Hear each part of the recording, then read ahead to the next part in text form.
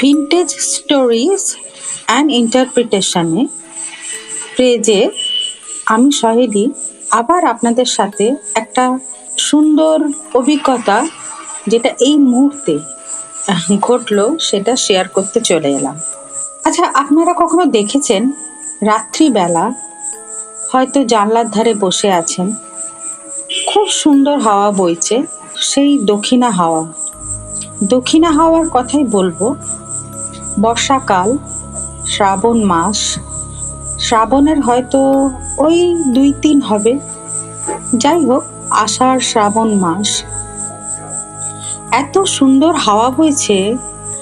হঠাৎ আমার চোখে পড়লো কি বলুন তো, আমাদের দক্ষিণ দিকে যে জানলা আছে বা দক্ষিণের যে বারান্দা, সেখান থেকেও দেখা যায় সুন্দর সুন্দর কতগুলো বাড়ি।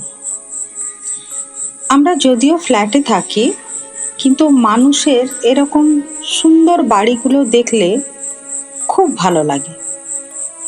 একতলা দোতলা সব বাড়ি, না জানি কত কাহিনী আছে এসব বাড়িতে। যাই হোক, আমাদের এই অঞ্চলটা অতটা আধুনিক হয়নি, তো যেমন স্ট্রিট ল্যাম্প হয় সেরকমই একটা দুটো করে বাল্ব চলছে। তখন পার্টিকুলারলি একটা বাড়ির দিকে নজর পড়লো আমার। প্রত্যেকটা বাড়িতে সামনে একটা করে লাইট জ্বলে, যেরকম প্রত্যেকের বাড়িতে সাধারণত জ্বলে থাকে সেই রকমই। এই সবে ধরুন রাত 10টা বাজে, হ্যাঁ 10টাই হবে, লাইট তো অবভিয়াসলি জ্বলবেই। এখনকার যুগে 10টা তো কোনো ব্যাপার না।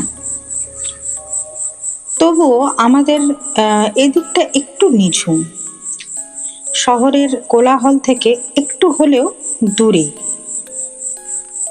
আমার এই দক্ষিণ দিকের যে জানলা আছে, সেই জানলা সব থেকে ভালো লাগে সেটা হচ্ছে ঠিক সোজাসুজি একটা শিব মন্দির।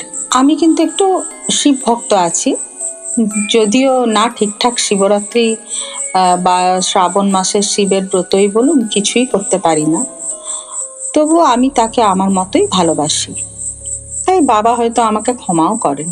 তো যাই হোক, সামনে যে বাড়িটা, সেটাকে কেন্দ্র করে একটু বলা, যা কিনা হঠাৎই আমার মনে এলো আর কি। বাড়িটার সামনে আলো জ্বলছে, আলোয় আলোকিত, কিন্তু ঠিক তার পাশের যে জমিটা সেখানেও একটা বাড়ি আছে। হয়তো কোনো কারণে বশত তার লাইট জ্বলছে না।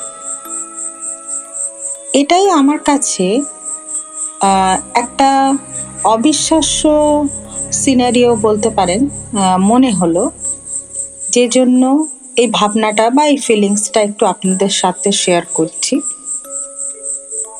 যে ঠিক তার পাশের জায়গাটাই ঘন অন্ধকার।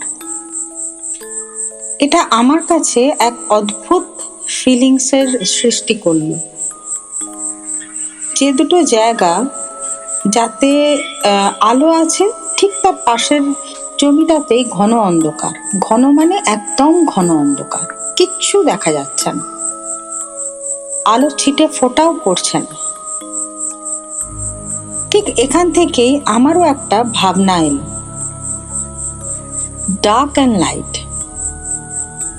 তো যেটা আমরা শুনি যে universe is full of dark and light, whatever will you think will maybe that feelings in dark or light, whatever it is. কিন্তু এই মুহূর্তে শ্রাবণ মাস, এত সুন্দর হাওয়া বইছে, বৃষ্টি নেই, যেখানে শ্রাবণের বৃষ্টি থামার অপেক্ষায় থাকি আমরা, আর ভাবি বৃষ্টি একটু থামো বাবা, তাহলে একটু রোদেরও মুখ দেখি। কিন্তু এই মুহূর্তে কোনো বৃষ্টি নেই, দক্ষিণা বাতাস, অসাধারণ পরিবেশ। আমি জানলায় বসে দেখছি so much light in front of that house, but exactly beside that area or house deep darkness exists. R exactly এটা দেখেই মনে এলো আমার যে অদ্ভুত এই প্রকৃতি, যে আপনি কাকে বিশ্বাস করবেন বা কি অসম্ভবভাবে সত্য তা নির্বাচন করবেন। Though two areas are side by side, yet light one cannot shatter itself to the dark one. মানুষের জীবনটাও তাই আমরা যারা বলি this human being is very good or bad, this is absolutely false. মানুষের জীবনে দুই দিকই আছে, ওই ডার্ক অ্যান্ড লাইটের মতো। You can't believe 100% and side by side you cannot blame anybody for their nature.